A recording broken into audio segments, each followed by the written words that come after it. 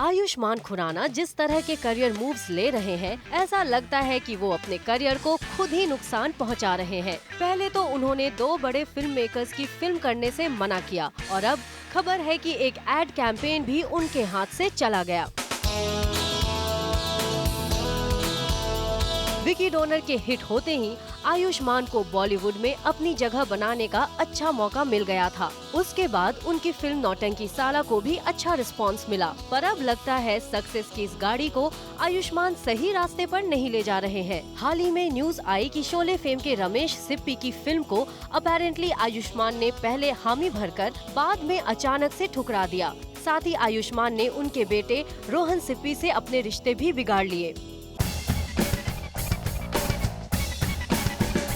इससे पहले भी हम तुम और फना जैसी फिल्म्स के डायरेक्टर कुणाल कोहली की फिल्म करने से आयुष्मान ने मना कर दिया था। सुनने में आया है कि आयुष्मान ने कुणाल की फिल्म तेरी मेरी कहानी के फ्लॉप होने की वजह से उनकी फिल्म में कोई इंटरेस्ट नहीं लिया। रिसेंटली आयुष्मान को एक स्किन केयर ब्रांड का फेस चुना जा रहा था, लेकिन वो कॉन्ट्रैक्ट जा पहुंचा सुशांत सिंह राजपूत के पास, because reportedly Sushant agreed on a lesser amount than Ayushmann. पहले विजय रह चुके आयुष्मान अक्सर टीवी शोज को कंपेयर करते नजर आते हैं। ऐसा लगता है वो एक्टिंग से ज्यादा अपने पहले प्रोफेशन में इंटरेस्ट लेते हैं। इतना ही नहीं, कभी वो फैशन डिजाइनर्स के लिए रैंप वॉक करते हैं, तो कभी फैशन शोज में फ्रंट सीट पर बैठकर उसका मजा लेते नजर आते हैं। क्या वाकई ऐसा करके आयुष्मान बॉलीवुड में अपनी सक्सेसफुल पहचान बना पाएंगे? क्या ऐसे डिसीजंस उनके करियर को बूस्ट करेंगे?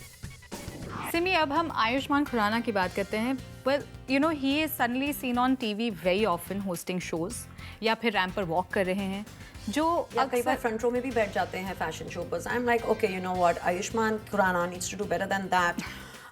He was such a craze, you know. I mean, he was so sensational in Vicky Donor. I was completely like, I'm like, this guy is going to go places. And then मैं कब से उनको watch कर रही हूँ, उन्होंने शायद काफ़ी मूव्स ऐसे किए हैं which I actually would not do if I was in his place. Yes, मानते हैं कि कई बार you have to do this as an obligation for people you may know or you know, friends. But otherwise, if you're just using it as a stopgap to make money, I don't think it's worth it. जैसे कि शाहिद कपूर ने खुद ही अब एक interview में कहा है कि मेरा मौसम के बाद एक ऐसा फेज आया था आफ्टर मौसम was not doing well कि मेरे पास मूवीज ही नहीं थी, and even if it was kind of voluntary in the beginning, it was very frustrating and very depressing.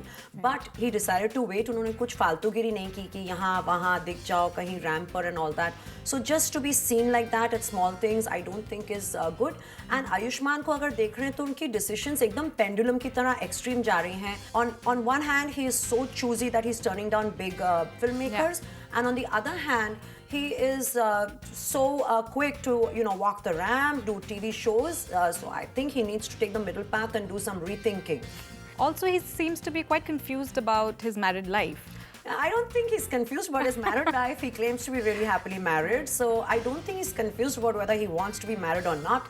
Yes, but एक बात है, उनका एक ट्रेट है कि वो अपनी वाइफ को ज़्यादा पब्लिक लाइट में या लाइमलाइट में नहीं लाते हैं. Unlike you see an Imran Khan or you see all these other boys who are absolutely, you know, openly flashing their girlfriends and the whole attitude is scare a damn. Well, compared to the other new age actors, आपको क्यों लगता है उनकी सोच इतनी अलग है?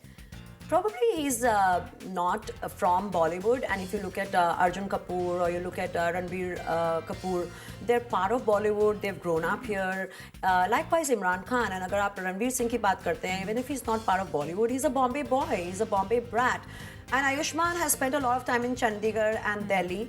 तो probably उनका mindset थोड़ा अलग है. वो अभी भी शायद अपनी थोड़ी conventional सोच रखते हैं कि जैसे पहले बॉलीवुड में होता था, image is everything, थोड़ा macho hero को अपनी personal life in the shadows रखनी चाहिए.